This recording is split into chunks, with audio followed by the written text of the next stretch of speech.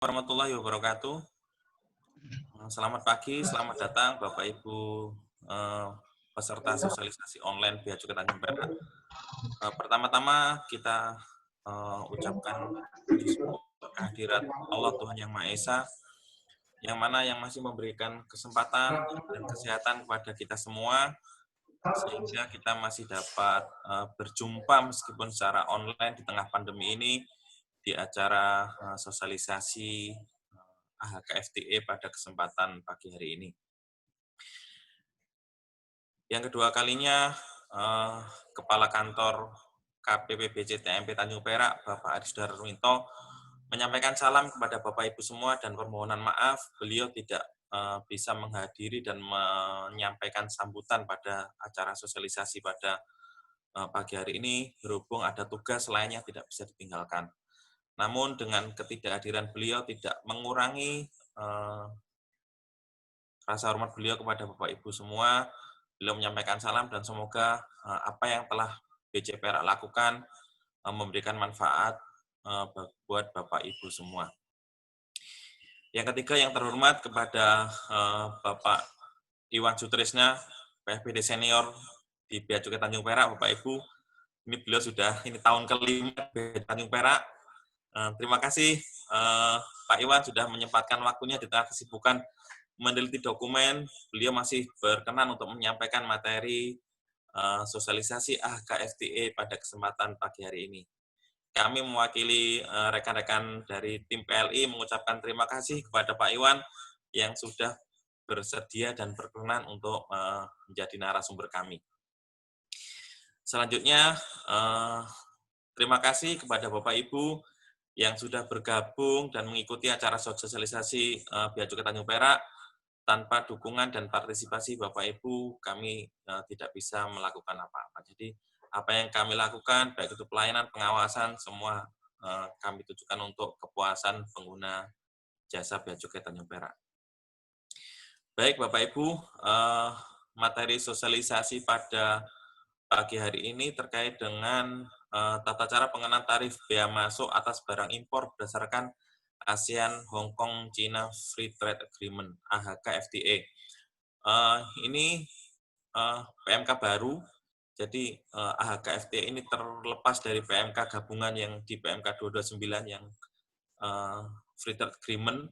Jadi yang dua yang sudah ada PMK-nya sendiri yang kemarin sudah kita sosialisasikan, itu yang Indonesia Australia, ya CEPA, kemudian ini sosialisasi terkait dengan Hong Kong China FTA, ASEAN Hong Kong China FTA. Semoga acara hari ini mendapatkan lindungan dari Allah Tuhan Yang Maha Esa, juga dapat memberikan kebaikan kepada kita semua. Mari kita buka acara sosialisasi ini dengan bacaan basmalah. Bismillahirrahmanirrahim. Baik, Bapak Ibu, kita mulai acara sosialisasi pada pagi hari ini. Nanti kita bagi menjadi dua sesi. Sesi pertama penyampaian materi oleh narasumber, kemudian nanti ada sesi tanya jawab. Bapak Ibu bisa menyampaikan mekanisme untuk tanya jawab, nanti bisa raise hand atau bisa juga menuliskan pertanyaan di kolom chat aplikasi Zoom Meeting ini. Nanti akan kita bacakan dan akan dijawab oleh narasumber. Baik Bapak Ibu, untuk lebih mengefektifkan waktu, kita mulai pemaparan yang pertama, yaitu pemaparan materi dari Bapak Iwan Sutrisna. Kepada beliau, Bapak Iwan, kami persilakan. Terima kasih Pak Narko. Assalamualaikum, selamat pagi, salam sejahtera bagi kita semua. Om Swastiastu, Namo Buddhaya. Selamat pagi Bapak Ibu sekalian. Hari ini rekan-rekan saya, Iwan Sutrisna, PPD KPBC Tanjung Perak. Saya akan menyampaikan peraturan terbaru tentang cara pengenaan tarif bea masuk atas barang impor berdasarkan ASEAN Hong Kong China Free Trade Agreement. Di sini saya jelaskan bahwa yang dimaksud dengan ASEAN Hong Kong China Free Trade Agreement itu Bapak Ibu sekalian, jadi jangan sampai confuse, maksudnya ASEAN dengan Hong Kong. Karena Hong Kong tuh masih di bawah Republik Rakyat Tiongkok, jadi kata-kata selalu ASEAN Hong Kong Republik Rakyat Tiongkok. Jadi di sini disebutkan ASEAN Hong Kong China Free Trade Agreement. Jadi Hong Kong dengan ASEAN, Bapak Ibu sekalian. Berbeda dengan ASEAN Cina, Pak. ASEAN Cina itu dimaksud dengan ASEAN dengan Republik Rakyat Tiongkok. Di sini disebutkan ASEAN Hong Kong dengan ASEAN Hong Kong saja. Jadi makanya kata-kata nanti di PMK 80 yang mengatur tentang Free Trade Agreement ini menyebutkan party karena negara kita tidak mengakui Hong Kong sebagai negara, bukan cuma bagian dari Republik Rakyat Tiongkok. Next slide selanjutnya, tolong. Di sini cakupan HKFTA ASEAN Hong Kong Free Trade Agreement menyangkut perdagangan barang, perdagangan jasa, kerjasama ekonomi dan teknis, hak kekayaan intelektual atau IPR, intellectual property right, consultation and dispute settlement, dan ketentuan lainnya. Selanjutnya, sini lanjut saja. Ini nanti yang PMK 80 ini mulai berlaku 4 Juli, Bapak Ibu mungkin sudah ada yang sudah downloadnya. Struktur PMK-nya sama seperti PMK lainnya, ada ketentuan umum, tarif preferensinya. Mengenai tarifnya ada di PMK 79, Bapak Ibu sekalian. Bapak bisa melihat tarif HFTA itu ada di PMK 79. Kemudian ada lampirannya, lampiran A dan B. Dan selanjutnya,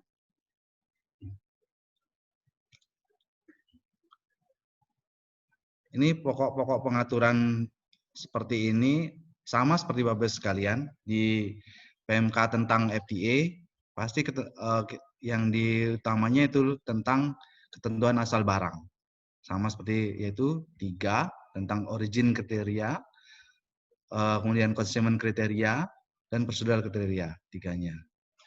Di situ di prosedural tentang administrasi SK-nya, tata cara gimana bentuk format FTA-nya, apa-apa aja diisi di prosedural. Kemudian kesenangan kerja tentang pemenuhan persyaratan pengirimannya.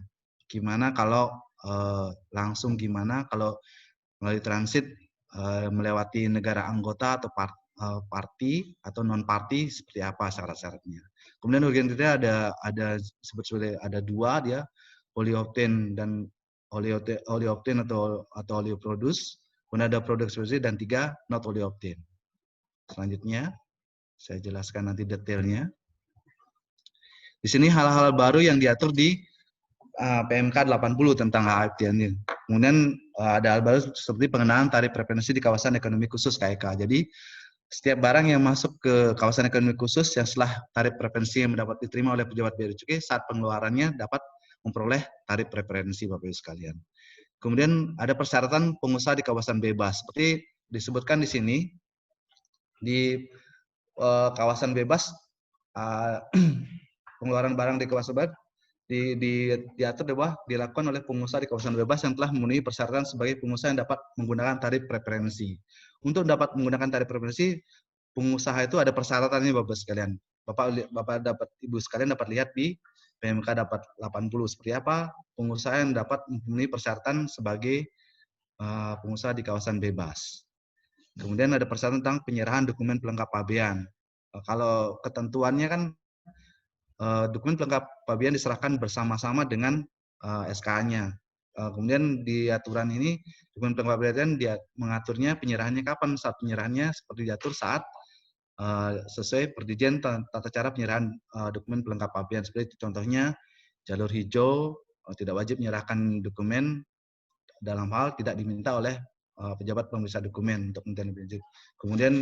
Kemudian yang dapat jalur merah atau jalur kuning jam 12 hari berikutnya wajib menyerahkan dokumen pelengkap pabean, seperti itu contohnya. Kemudian penyampaian SK selama masa pandemi sama seperti SK yang lain, Bapak Ibu sekalian, mengacunya seperti PMK 45 tata cara penyerahan SK saat masa pandemi. Waktunya 30 hari dan hard copy-nya selama 90 hari, sama seperti itu. Kemudian adanya ketentuan untuk mengadopsi IPOM. Di sini nanti ada seperti contohnya POM D, ICOO dengan POM D, sama seperti itu. Kemudian kalau ada ketentuan nanti mengatur tentang penyerahan IPOM bentuknya HFTA mungkin seperti apa. Ini belum ada ketentuannya. Nanti di ketentuan ini mengatur suatu saat jika ada penyerahan dengan menggunakan IPOM sudah ada pasal yang mengaturnya. Kemudian ketentuan sanksi Bapak sekalian. Di sini diatur tentang ketentuan sanksi jika ada sesat ditemukan SKA palsu atau dipalsukan. Seperti apa SKA palsu atau dipalsukan nanti dijelaskan di PMK 80. Seperti apa contohnya misalnya SKA ini kami konfirmasi tidak pernah diterbitkan diterbitkan oleh instansi penerbit di negara asal, contohnya itu palsu.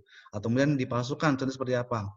Ada perubahan SKA tapi tidak ditanda sahkan oleh pejabat yang berwenang oleh penerbit SKA. Itu kami ada pasukan. Sanksinya seperti apa? Sanksinya kemudian dilakukan penelitian, kemudian ada penelitian ditemukan ada palsu dipalsukan, bisa jadi nanti Bapak importir diajukan untuk perubahan tentang penjalurannya misalnya. Kalau misalnya sanksinya menyangkut pidana, nanti ada sanksi lainnya, yaitu tentang sanksi tentang pidananya. Kemudian ketentuan tentang force majeure, ini diatur tentang syarat-syarat dari apa sih hal-hal apa yang nanti dilakukan saat adanya force majeure, ada keadaan kahar.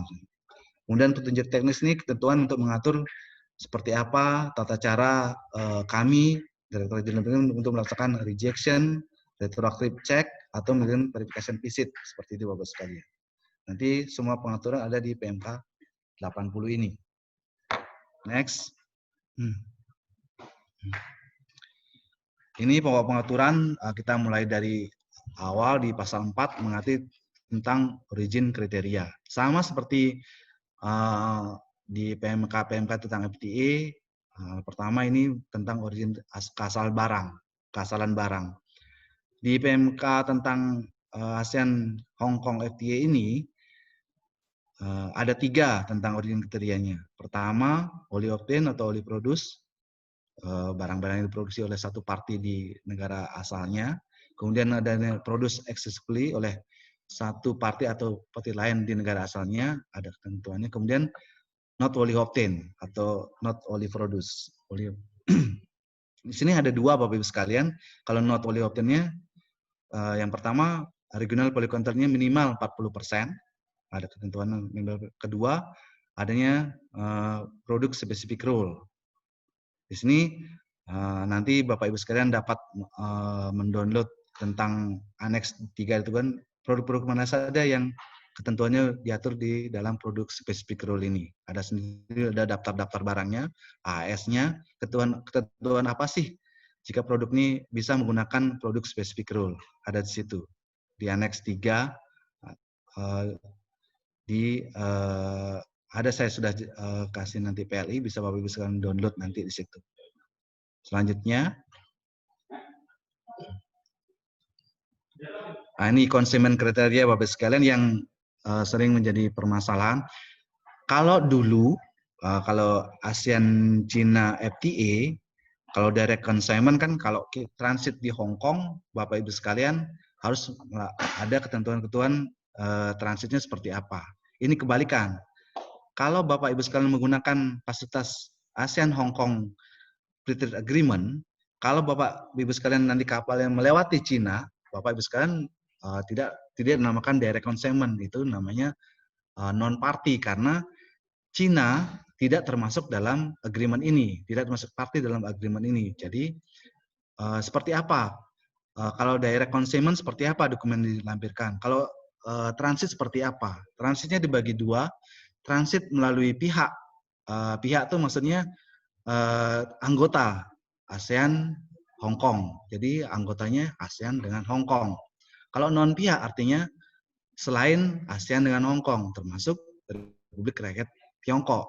Nah, misalnya lewat Taiwan, lewat Korea, kapalnya. Seperti apa? Sini ketentuannya. Seperti apa syaratnya kalau melalui party atau non party gitu. Contohnya seperti A, transitmen barang tersebut semata tujuh alasan pertimbangan khusus, kemudian tidak ada perdagangan, tidak mengalami proses produksi seperti A, B, C, dimaksud seperti itu. Itu Bapak. sama seperti yang lain. Contohnya kalau dokumen pendukungnya seperti apa? Contohnya kalau pakai non party, misalnya melewati non party, misalnya indirect consignment, syarat seperti apa? Contohnya menggunakan sertifikat non manipulation atau persyaratannya menggunakan dari pernyataan dari perusahaan payar di negara pengekspor, seperti itu contohnya. Next. Nah, ini pokok-pokok pengaturan tentang cara pengisian ya Bapak Ibu sekalian. Dan operasional seperti ini contohnya.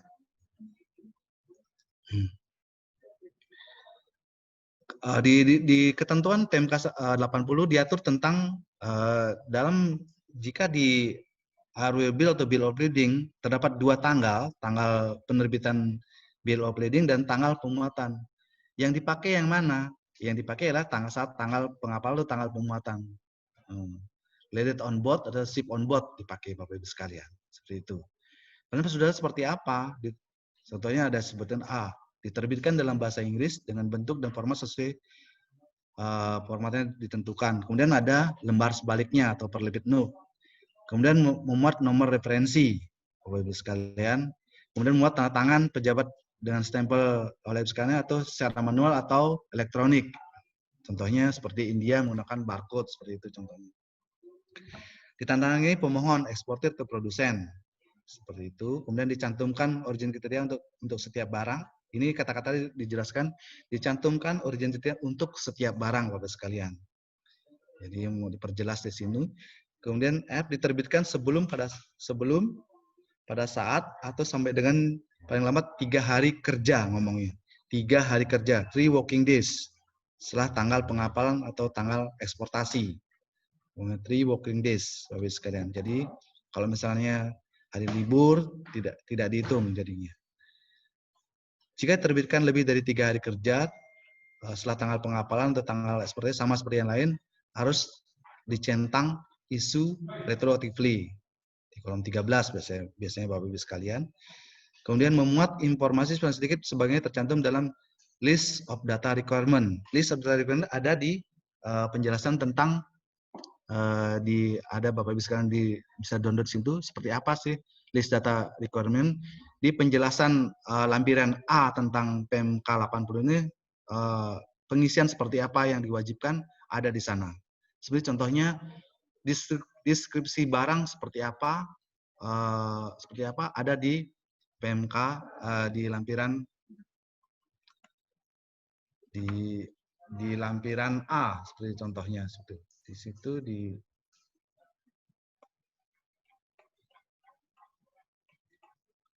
ada di lampiran A, Bapak Ibu sekarang bisa download di sana, disebut di situ.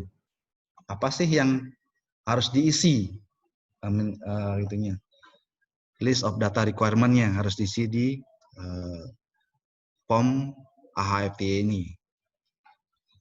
Kemudian kolom-kolom pada SK atau POM diisi sesuai ketentuan pada operative note. Ngisinya misalnya kalau di operative-nya ngisi kriteria origin seperti apa, ada di operative note-nya Bapak sekalian.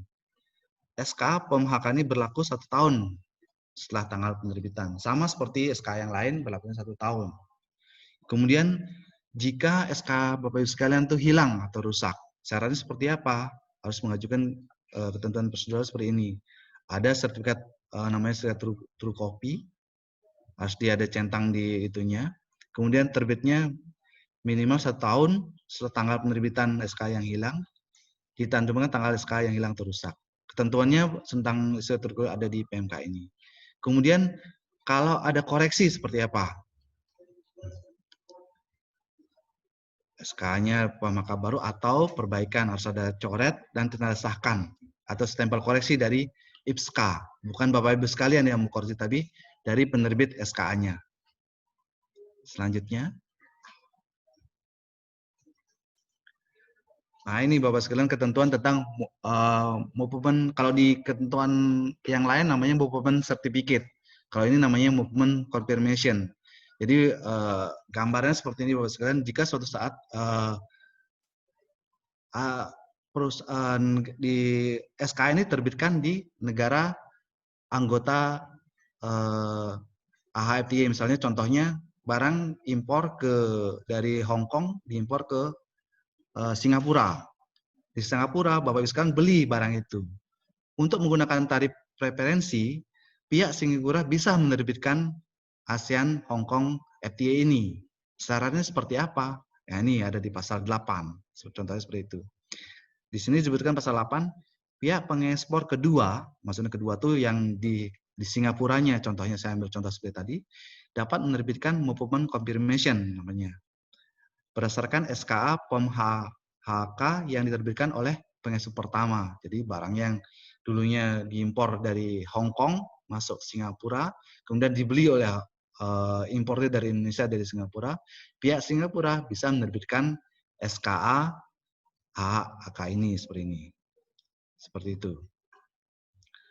Ketentuannya seperti apa? Pertama, harus memuat informasi yang sama dengan SK POM HK yang diterbitkan oleh pihak pengekspor pertama, kecuali jumlah barang atau nilai FOB-nya. Mungkin jumlah barangnya tidak sama dari yang sebelumnya, karena sebagian sudah dijual mungkin sebagiannya. Misalnya dulunya impornya 10, jual itu sisanya 7, 7-nya dibeli oleh orang importer Indonesia, seperti itu contohnya. Kemudian B, total barang yang tercantum pada movement confirmation tidak boleh melebihi jumlah barang yang tercantum pada SK POM HK yang diterbitkan oleh pihak pengekspor pertama. Maksudnya seperti ini, saya contohkan tadi, sudah yang SK pertama jumlahnya 10, SK yang terbitkan oleh Singapura tidak boleh lebih dari 10 jumlah barangnya. Seperti itu. Kemudian mencantumkan nilai FOB barang pihak pengekspor dalam hal kriteria asal barang merupakan RPC, Regional Product Content. Kalau menggunakan RPC, wajib mencantumkan nilai FOB-nya, pre-on board-nya. Kemudian di masa berlaku movement confirmation tidak melebihi masa berlaku SKA POM HK yang diterbitkan oleh pihak pengekspor pertama. Kemudian E, nama eksportir yang tercantum pada movement confirmation harus sama dengan nama yang tercantum pada SK itu HK pertama. Maksudnya nanti di situ tercantum nama penerbit di situnya. Kalau misalnya pihak Bea Cukai meragukan maupun confirmation, kami bisa meminta data tambahan atau meminta SKA pemakai yang pertama, seperti itu, Bapak Ibu sekalian. Selanjutnya.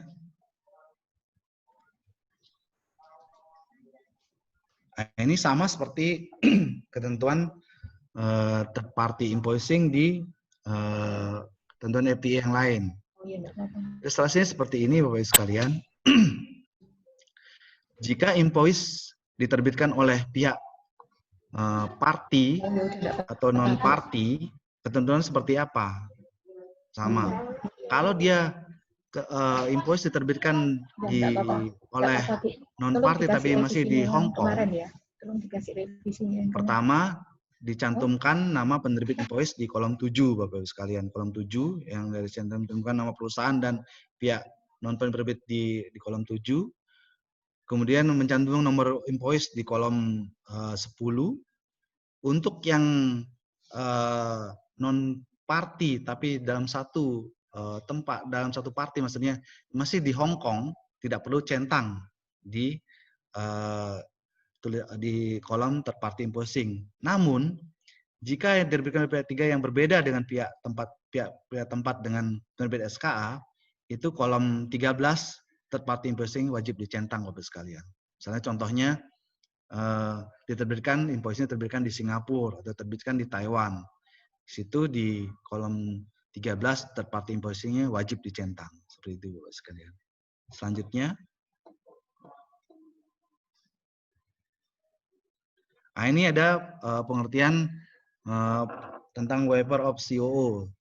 Itu waiver COO itu pengertiannya Bapak sekalian ada batasan tertentu tidak mewajibkan importer untuk menyerahkan SKA. Ini dijelaskan di pasal 22 untuk nilai barang FOB-nya kurang atau sama dengan 200 US dollar, pihak pengekspor dapat mengajukan tarif preferensi tanpa melampirkan SK POM HK. POM HK. Situ. Ketentuannya seperti apa? Pertama, menggunakan PIB. Kedua, bukan merupakan bagian dari satu atau lebih informasi lainnya untuk menghindari kewajiban penyerahan SK. Contohnya, mengimpor barang dipilah-pilah Bapak sekalian. Biar nyampe angka 200, misalnya ngimpor satu barang tuh nilainya cuma $100, tapi jumlahnya ada 1000, dikirim satu persatu gitu, bikin satu persatu seperti itu contohnya. Kemudian dibuktikan dengan pernyataan dari eksportir bahwa barang merupakan barang originating pihak pengekspor. Gitu. Selanjutnya, nah ini untuk diatur hal tentang gimana sih cara barang yang exhibition atau barang-barang pameran Bapak Ibu sekalian. Jadi barang-barang yang tujuan pameran kemudian terjual di sini maksudnya dijual di Indonesia bisa menggunakan tarif preferensi Bapak Ibu sekalian. Saran seperti itu tadi diatur di pasal 23. Situ pasal ayat 1-nya disebutkan tarif preferensi dapat diberikan atas barang yang dikirimkan oleh pihak pengekspor untuk tujuan pameran di pihak lain dan terjual pada saat atau setelah pameran.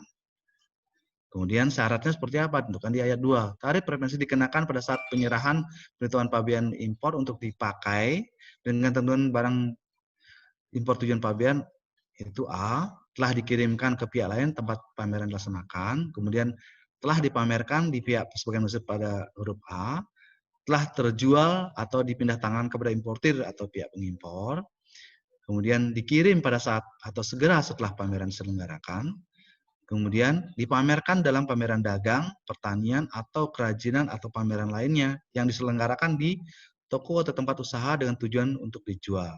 Dan F, tidak ada proses lebih lanjut atau masih dalam pengawasan terus. Artinya barang yang seperti itu saja, tidak ada proses lebih lanjut, proses pengolahan atau apa seperti apa. Jadi barang yang seperti yang dipamerkan itu terjual. Kemudian barang ini masih di pengawasan pihak bea dan cukai. Apa saja dicantumkan di situ, wajib mencantumkan nama atau alamat tempat dilaksanakan pameran di kolom 2-nya. Kemudian di kolom 13 yang kolom expression wajib dicentang. Seperti itu. Selanjutnya,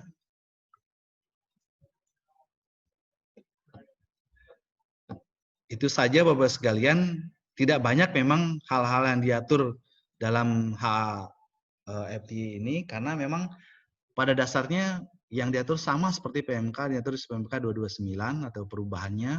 Jadi hal-hal yang sedikit saja saya sebutkan karena yaitu saya jelaskan di awal tadi, di sini disebutkan ASEAN Hong Kong FTA.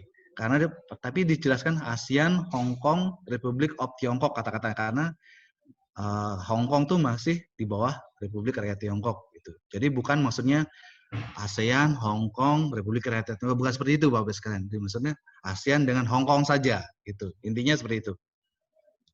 Itu dapat saya jelaskan. Silakan kalau Bapak Ibu sekalian dibuka pertanyaan kalau ada masih yang kurang jelas.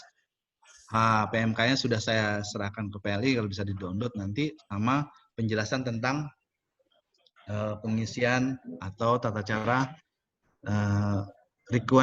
minimal requirement data requirement-nya. Silakan Bapak Ibu sekalian kalau ada pertanyaan. Selamat pagi Pak Inwan. Oke. Dari siapa Pak, Bu? saya Sero Pak. Ya. Sero PT Jaya Mas Pak. Iya. Ya. Pak, saya ingin menanyakan, misalkan jika kita bertransaksi dengan lawan transaksi yang tidak bisa issued form AHK dan mereka memakai trader atau company lain yang bisa issued form AHK, mekanismenya seperti apa ya Pak? Invoice packing list tetap under lawan transaksi kita, atau invoice packing list dan BL-nya harus diganti sesuai dengan trader yang mereka gunakan atau broker yang bisa issued form AHK itu tadi. Kalau misalkan harus memakai shipper atas nama lawan transaksi kita sendiri, itu bagaimana Pak di dalam form AHK-nya? Apakah di kolom 1 harus tercantum nama yang dipakai di dalam form AHK atau nama invoice, nama yang tercantum di invoice yang sebagai lawan transaksi itu tadi Pak? Mohon penjelasannya Pak Iwan, makasih. Di sini saya ingin tanya dulu, Bu. Di sini kan ketentuannya yang diatur masalah sekarang masalahnya invoice diterbitkan oleh siapa dulu, Bu? Siapa dulu ini? Misalkan Invoice-nya gini. siapa dulu? Invoice disebutkan siapa dulu? Apakah pihak penjual yang Ibu beli langsung bertransaksi? Ini masalahnya nanti bisa dua hal yang bisa dikenakan, Bu. Pertama masalah nilai pabean, Bu. Kedua masalah nilai transaksi, nanti masalah tentang kami penerimaan tentang kesetujuan tentang POM HFT ini. Ada dua kemungkinan, Bu. Misalnya, kalau misalnya menggunakan skema third party invoicing, misalnya Ibu membeli barang ke pihak lain di Hong Kong misalnya, anggap di Hong Kong atau di mana misalnya, itu menggunakan skema third party invoicing. Jadi yang Ibu jual beli di situ harus dicantumkan di kolom 7. Pengekspor pengirim barang atau pihak yang bisa menerbitkan SK terhitung di kolom 1. Kan gitu. Itunya kalau masih di satu negara, nggak perlu centang third party-nya. Kalau mohon maaf, saya tidak menyebut negara karena Hong Kong namanya party. Mohon maaf, saya masih kata-kata ngomong negara. Kalau masih di Hong Kong, satu party, dia perlu centang di kolom 13 third party-nya. Kalau masih beda negara, misalnya Ibu belinya di China, Ibu wajib centang. Karena gitu. Republik Rakyat Tiongkok tidak masuk skema ini. Seperti itu. Tapi misalnya Ibu merubah misalnya, saya nggak mau nih itunya, tidak ada centang. Tapi waktu bayar nanti, tahu-tahu bayarnya ke Cina, ini permasalahannya nanti bukan di POM HAFT-nya, permasalahan tentang nilai pabean. Nilai transaksinya bisa diragukan. Itu, Bu. Di invoice packing list tidak ada nama yang bertransit atau Ibu bayar ke pihak lain. Itu beda lagi permasalahannya. Seperti itu, gitu. Penjelasan saya. Oh, berarti invoice packing list diterbitkan oleh lawan transaksi kita. Ya. Terus lawan transaksi kita nanti muncul di kolom 7. 7. Itu skemanya third party jadinya, Bu. Kalau masih satu di Hong Kongnya nggak perlu centang. Kalau masih di luar negara selain Hong Kong baru centang. Iya, gitu. Oh, gitu. Oke, Pak. Oke, Ya. Pak Iwan, terima kasih. Sama-sama, Bu. Terima kasih Pak Iwan atas materinya. Jadi Bapak Ibu, materi bisa di-download. Kita sudah share linknya, nanti ada daftar hadir, kemudian kuesioner, sama link untuk download materi. Jadi Bapak Ibu setelah mengisi daftar hadir, kemudian mengisi kuesioner, nanti akan ada link untuk download materi. Ada 4 materi yang pertama, PMK 80, kemudian ada materi tadi yang presentasi yang disampaikan oleh Pak Iwan, kemudian ada contoh form AHKFT sama yang ketiga certifying statement-nya. Jadi ada 4 file yang Bapak Ibu bisa download. Kemudian ini ada pertanyaan Pak Iwan yang disampaikan melalui chat. Jadi ini kayaknya saya juga awalnya berpahaman seperti itu, sama dengan Bapak Ibu. Jadi saya kira Hong Kong, Cina itu berarti saya kira nanti kalau lewat ke Hong Kong dari Cina sudah nggak perlu lagi pembuktian apa-apa gitu. Ternyata beda, jadi dibedakan Bapak Ibu. Biasa juga baru setelah penjelasan dari Pak Iwan. Ini juga ada pertanyaan hampir mirip Pak Iwan. Apakah dengan menggunakan form AHK-FTA untuk kargo dari Cina dan transit di Hong Kong tidak diperlukan lagi dokumen pendukung, misalnya routing dari CBN atau truk BL dan lain-lain? Saya langsung jelaskan dari awal, kan makanya saya jelaskan dari awal. Di sini skema ini mengadopsi untuk yang barang-barang diproduksi di Hong Kong, Bapak. Sekarang dulu di Hong Kong kan dianggap tidak bisa menggunakan skema free trade agreement. Jadi pengusaha eksportir dari Hong Kong dengan ASEAN, mereka bersepakat bisa mendapat produksi dengan, makanya terbitlah agreement PMK 80 ini sebenarnya. Di sini di kata-kata selalu menyebutkan ASEAN, Hong Kong, Republik Rakyat Tiongkok. Maksudnya di sini tuh Hong Kong itu masuk wilayahnya Republik Rakyat Tiongkok, Bapak Ibu sekalian. Maksudnya di situ kan karena kata-katanya kita nggak mengatur, kita tidak mengenal negara Hong Kong. Kita mengenalnya parti Hong Kong. Jadi yang diatur sini adalah ASEAN, kata-kata paling mudahnya ASEAN dengan Hong Kong, Bapak Ibu sekalian. Jika Bapak Ibu sekalian menggunakan tarifnya ASEAN Cina, ACFTA, ya tidak berlaku ketentuan ini. Kalau Bapak misalnya kapalnya transit di Hong Kong, ya wajib menggunakan sertifikat non-manipulation atau ada stempel dari CIC di POM ACFTA-nya, beda. Gitu. Balikannya, jika Bapak menggunakan fasilitas ASEAN Hong Kong FTA, kemudian kapalnya transit di Cina, Bapak Ibu sekalian wajib itu melampirkan True BL, misalnya BL-nya. True BL itu maksudnya BL yang mencantumkan tujuan perkapalan, misalnya Hong Kong, Cina, Taiwan, situ. Atau kemudian ada sertifikat non-manipulation. Sampai sekarang tuh bentuk format sertifikat non-manipulation tidak ada, Bapak sekalian. Saya menjawab ada pertanyaan di situ, tidak ada format seperti bakunya seperti apa. Tapi yang penting disahkan oleh pejabat berwenang. Contohnya oleh custom di negara yang dilewati transit atau pihak-pihak penerbit yang berwenang di sana. Contohnya di Cina tuh CIC, di Hong Kong seperti itu contohnya. Seperti itu penjelasannya. Baik, terima kasih Pak Iwan, sangat jelas. Kemudian ini ada pertanyaan lagi. Kalau saya mengirimkan sampel di bawah 250 USD, apakah bisa mendapatkan waiver CO? Dan dalam pengisian PIB bagaimana, Pak? Karena tidak ada nomor FTA-nya. Pengiriman dalam kontainer yang sama dengan nilai di atas 250 USD. Saya jelasnya gimana, Pak? Jadi nilai barang itu 250. Di nilai bawah barang 250. Nilai barang 250. Itu kalau kalau ini kan disebutkan di situ Bapak Ibu sekalian, tidak termasuk barang yang digabung maksudnya. Misalnya ada 250, ada sisanya 250, nggak bisa seperti itu. Kalau misalnya satu BL itunya nggak bisa menggunakan itu. Harus dipisah, misalnya LCL itunya dipisah seperti itu. Itunya. Maksudnya seperti itu. Kan di penjelasan di slide saya, coba lihat di situ di waiver deh, waiver itu maksudnya seperti ini. Slide-nya yang waiver.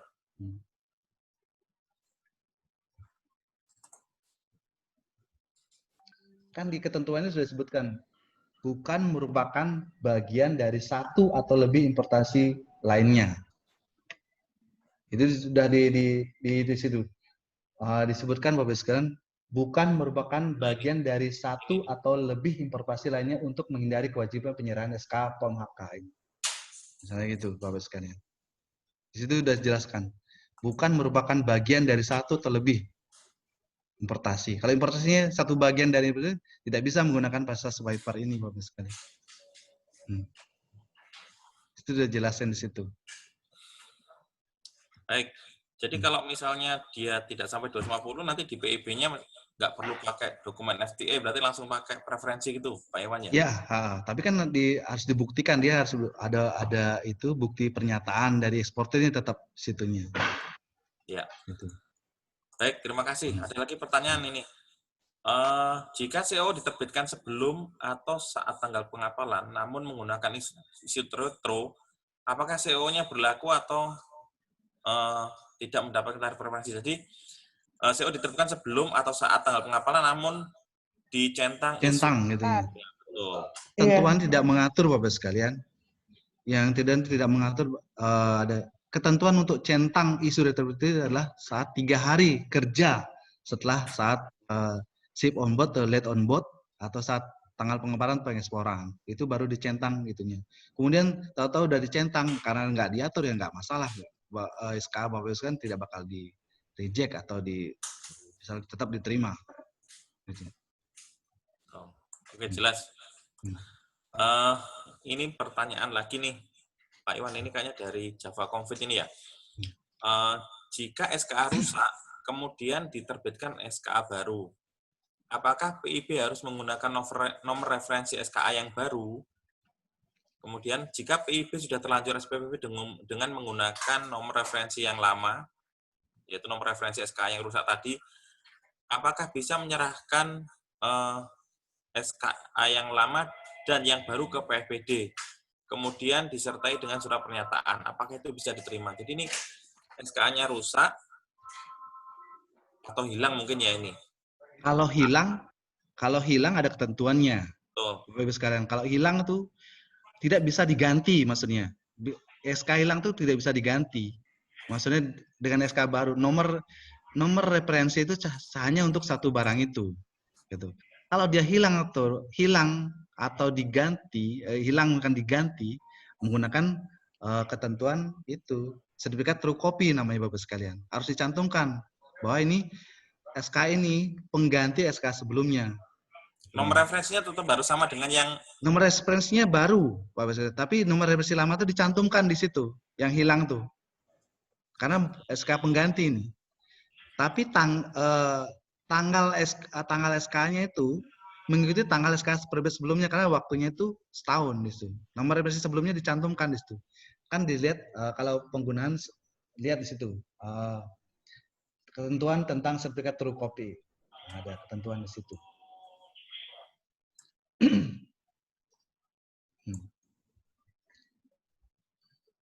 Di situ disebut di pokok pengaturan. Saya lihat di pasalnya, saya cariin pasalnya tentang biar jelasnya tentang sertifikat true copy. Kalau hilang atau rusak, biar jelas.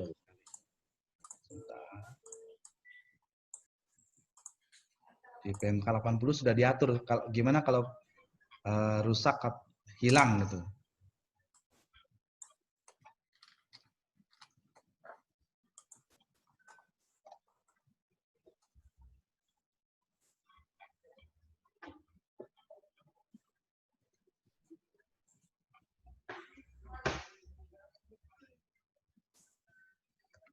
Di pasal 7 ayat 3, Bapak sekalian di PMK 80 sudah jelaskan. Pasal 7 ayat 3 disebutkan dalam hal SK POM HK hilang atau rusak dapat digunakan SK POM HK pengganti dengan memenuhi ketentuan sebagai berikut. Diterbitkan sesuai dengan ketentuan sebagai dimaksud pasal ayat 1 dan 2. Ayat 1 dan 2 itu tata cara penerbitan SKA itunya. Sama seperti menggunakan formatnya gitu loh. Format sama seperti cara pengiriman SKA baru itunya. Kalau lewat 3 hari terbit SK gitu, seperti itu. Sama seperti cara penerbitan SK biasa kan gitu.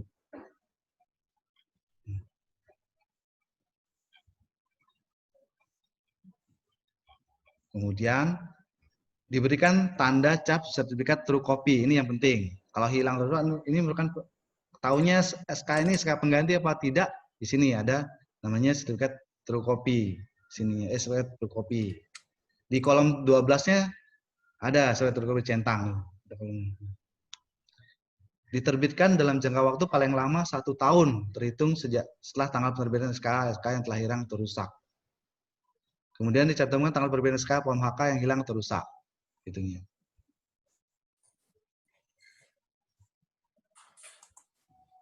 Jadi jangka waktu setahunnya itu dihitung dari tanggal SK pertama yang hilang atau rusak. Jadi waktu setahunnya. Itunya. Hitung masa berlakunya SK-nya itu. Jadi itu. Seperti contohnya gimana kalau hilang rusak setelah tanggal itu, kan kewajiban mungkin 90 hari, maksudnya seperti ini ya Bapak. Mungkin pengertian ini, waktu 90 hari itu tidak bisa melampirkan sertifikat gitunya Bapak sekalian. Ya, mungkin gitu pertanyaan maksudnya Pak Narko ya? Iya. Waktu 90 harinya kan wajib melampirkan SK aslinya kan gitu. Betul. Mungkin ya, itu ya. Ya ya. itu Bapak Ibu sekalian, ya ini minta ke IPSK-nya untuk diterbitkan sertifikat true copy. Ya, susah. Kan SK lama nanti dicantumkan nomor SK yang lama itu nanti. Ini pengganti SK yang mana? Di situ. Isi dokumennya sama dengan SK yang hilang atau rusak itu. Tapi memang ada centang sertifikat true copy nanti umurnya itu mulai berlaku sampai tanggal SK-nya itu, jangka waktunya itu tanggal itunya. Dan nomor SK lama tuh saya pernah lihat tuh dicantumkan nomor SK ini untuk pengganti SK yang mana gitu. Ada keterangan di situ di kolom di tangan tuh ada seperti itu. Ada seperti itu. Ya, Ya. jelas. Terima kasih Pak Iwan, cukup jelas. Ya. Pertanyaan selanjutnya, jika ada impor dari port of loading Cina, tapi shipper posisi di Hong Kong, form apakah yang digunakan? Apakah form E atau form AHK? Impor tersebut tidak transit di Hong Kong. Sekarang ini masalah kalau SKA itu masalah origin kriteria. Barang ini produksinya di mana? Itu dulu Bapak sekalian. Sekarang barang produksi mana gitu. Kalau barang produksi Cina ya nggak mungkin pakai SK Hong Kong kan gitu. Kalau barang produksi Hong Kong, shippernya invoice-nya di mana oleh terbitkan siapa sekarang? Itu kembalikan ya sekarang. Baru makan ketentuannya kan diatur ketentuan origin kriteria dulu, masalah consignment kriteria, balas prosedural pasti itu kan itu 3 itu harus dipenuhi dulu Bapak sekalian. Itu penelitian kami seperti itu 3 penelitian itu. Kami pasti meneliti ini barang produksi mana. Kalau kalau produksi Cina ya wajib menggunakan ASEAN Cina. Kalau diproduksi Hong Kong atau dibuat di Hong Kong menggunakan ASEAN Hong Kong seperti itu. Nanti dikirim lewat mana ya menggunakan kriteria kedua, consignment kriteria sekarang nanti seperti apa, siapa penerbit invoice-nya, siapa pengirimnya, itu Bapak sekalian. Kemudian baru ketiga, prosedurnya seperti apa. Kalau dia barangnya dari Hong Kong tapi invoice-nya dari Cina, baru ketentuan third party invoicing seperti itu. Kalau barangnya dari Hong Kong tapi melalui Cina, berlaku ketentuan direct consignment seperti itu. Kembali melihat seperti apa ketentuan tentang 3 itu Bapak sekalian. Origin kriterianya seperti apa, consignment kriteria seperti apa, prosedurnya seperti apa. Itu dalam nanti dalam penerbitan POM FTA seperti itu. Sama seperti POM-POM yang lain Bapak Ibu sekalian. Ada itu, silakan. Baik, ada lagi Pak Iwan ini, satu lagi. Ya. Jika penerbit SK adalah agen yang ditunjuk oleh eksportir, apa agen yang ditunjuk harus sesama manufaktur atau bisa berupa trading atau? Kalau di ASEAN Hong Kong belum ada ketentuan apa harus manufaktur, tidak ada. Karena di Operlip, Bapak Ibu sekalian bisa baca di Operlip tidak ada ketentuan seperti ASEAN. Yang berlaku ketentuan itu ASEAN Cina harus ada perwakilannya wajib manufaktur. Kalau di ASEAN Hong Kong belum ada ketentuannya. Jadi dia berlaku ketentuan tentang third party jadinya. Kalau dia wakilin mengirimnya siapa? Ini misalnya kalau invoice packing list semua dari Hong Kong, pengirimnya sama seperti Hong Kong, tidak ada kewajiban mencantumkan manufaktur, tidak ada juga kejadian mencantumkan, tidak ada. Di Operlip juga tidak ada ketentuannya. Kalau dicantumkan alangkah lebih baiknya kan gitu. Tapi kalau dicantumkan tidak masalah. Gitu. Karena tidak ada ketentuan yang mengatur mewajibkan mencantumkan manufaktur di kolom itu. Tapi kewajiban mencantumkan deskripsi barang ada Bapak Ibu sekalian. Di Operlip dijelaskan. Deskripsi barang seperti apa tuh ada di Operlip notes-nya itu dijelaskan. Kalau deskripsi barang harus detail. Kata-katanya kan di situ dijelaskan di situ dijelaskan deskripsi barang harus detail. Seperti apa ada di Operlip notes-nya. Di ASEAN Hong Kong yang paling awal-awal menyebutkan cara pengisian deskripsi barang ini secara detail. Ketentuannya jelas di situ. Mencantumkan apa seperti tadi dicantumkan di ASEAN Hong Kong ini Bapak sekalian. Bapak sekalian bisa lihat di Operlip note-nya di situ. Saya sudah download, mungkin ada di situ. Bisa cari ya Mas, tampilkan Operlip note-nya. Yun, buka Operlip note sebentar Pak. Sebentar kita buka. Operlip note-nya bisa. Sebentar kita buka. Kalau enggak di halaman 53 tuh di PMK 80 ada. Operlip note-nya ada yang di COO form. Nah ini tuh di Operlip note-nya description tuh. Itu kan detail tuh. Description of good.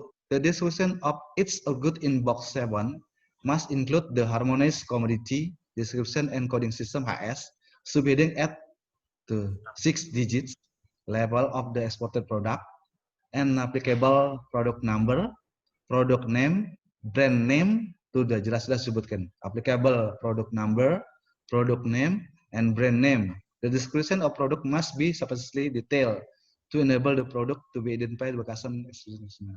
Name of manufacturer and many traded to disebutkan.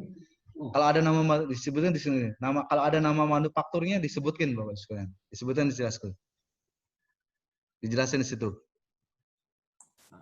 Jadi mewajibkan kalau misalnya yang ngirimin trader, nama manufakturnya wajib disebutkan di situ. Disebutkan Bapak sekalian.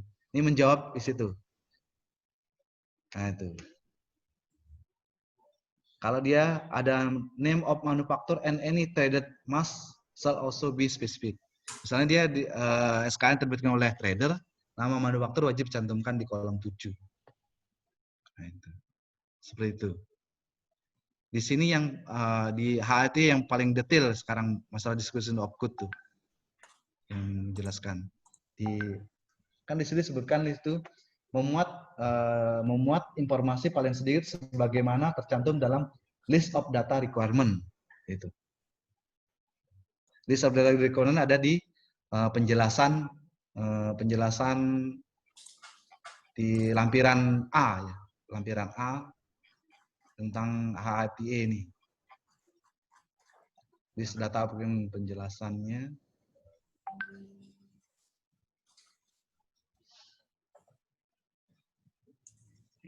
Nah, ada di kriteria prosedur provision di Romawi 2 lampiran A. List of data requirement sebagai maksud dalam pasal 7 ayat 1 huruf A meliputi A. Rincian eksportir, meliputi nama, alamat, pihak, dan rincian kontak eksportir. Kemudian B. Rincian pengiriman. Kemudian situ ada di situ. C. Uraian lengkap barang, meliputi tanda dan nomor pada kemasan. 2. Uraian rinci atas barang termasuk HS, kode HS, jika ada nomor produk dan nama merek, cerita asal barang relevan, atas barang, sama seperti itu. Silakan kalau yang kurang jelas lagi. Baik, ini terakhir Pak Iwan, ini melanjutkan yang COO hilang tadi. Jadi apakah untuk yang FTA yang hilang bisa menggunakan isu true copy pada triplicate tanpa harus menyantumkan FTA yang lama? Namanya istilah true copy, sertifikat true copy itu sertifikat baru Bapak Ibu sekalian. Jadi diterbitkan baru. Bukan triplicate-nya di misalnya kayak kita mau tanda sahkan, seperti contohnya barang hilang ditanda sahkan di kopinya gitu, bukan seperti itu.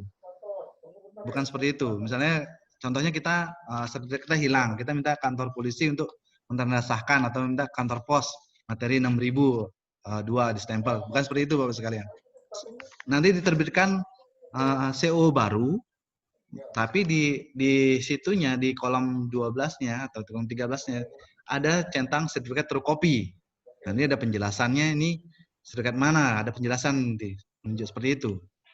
Tentang tata cara menerbitkan sertifikat true copy. Bukan sertifikat yang lama tuh misalnya yang Bapak Ibu pegang, Bapak kirim lagi ke Cina, Bapak minta stempel, Bapak tanda tangan seperti itu.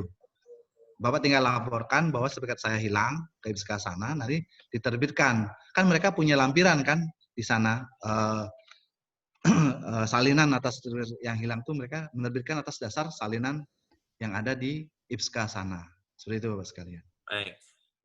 Jelas, sangat jelas sekali Pak Iwan. Terima kasih. Ini Bapak Ibu pertanyaan terakhir ya.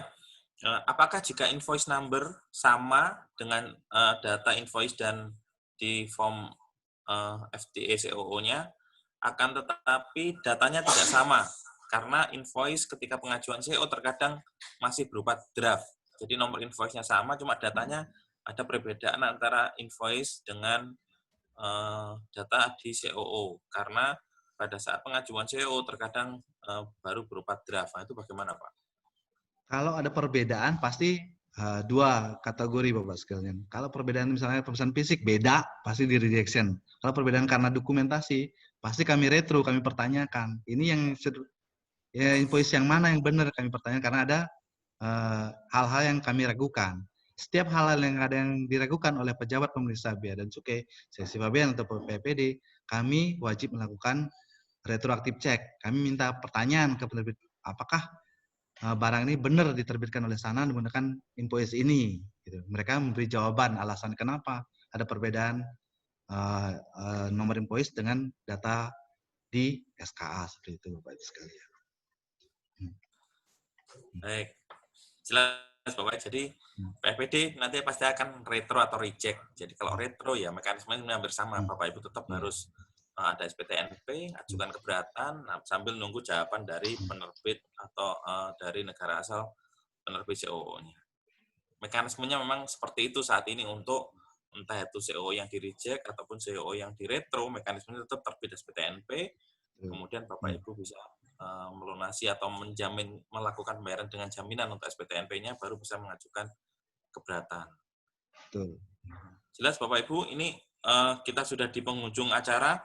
Satu lagi, ini Bapak, pertanyaan terakhir. Apabila HS code di BL berbeda dengan HS code yang tercantum di COO, apakah itu diperkenakan, Pak? HS code yang tercantum di FTA itu merupakan referensi. Tugas Bea Cukai menetapkan, kami tugasnya kan meneliti dan menetapkan HS-nya benar nggak seperti itu. Kemudian kami HS-nya tidak sesuai dengan yang Bapak tetapkan, tapi berdasarkan PMK 79 tentang klasifikasi yang masuk dapat itu masih tarif referensinya juga 0, ya sama. Ibu Bapak dapat tarif referensi, tapi HS-nya kami nyatakan tidak sesuai. Itu Bapak sekalian. Tapi FTA tidak digugurkan seperti itu. Gitu. Seperti itu Bapak sekalian. Baik. Baik, terima kasih Pak Iwan. Bapak Ibu, tadi sudah mendengar penjelasan Pak Iwan, sudah sangat jelas dari awal sampai akhir, beberapa pertanyaan sudah disampaikan. Kita sudah di penghujung acara, kita akhiri acara sosialisasi pada kesempatan pagi hari ini. Insya Allah nanti pekan depan kita akan ada kelas kepabeanan, kemungkinan materinya dari PMK 97 terkait dengan ketentuan manifest yang baru. Jadi nanti pengumuman akan kami sampaikan lebih lanjut. Insya Allah pekan depan kita akan ada kelas kepabeanan. Untuk sosialisasi pada pagi hari ini kita akhiri. Sekali lagi saya ucapkan terima kasih kepada Pak Iwan Sutrisno yang sudah berkenan memberikan materinya sebagai narasumber kita pada sosialisasi pada pagi hari ini. Terima kasih Bapak Ibu sudah berkenan hadir dan mengikuti sosialisasi ini dengan baik. Semoga apa yang tadi disampaikan bermanfaat dan dapat membawa kebaikan untuk kita semua. Sekali lagi saya ucapkan terima kasih.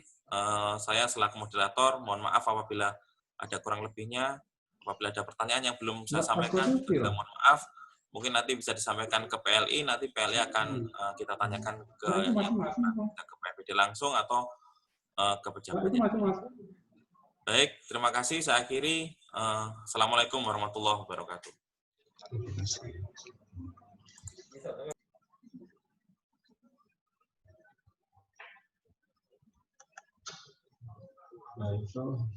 Enggak, itu per pegawai untuk pas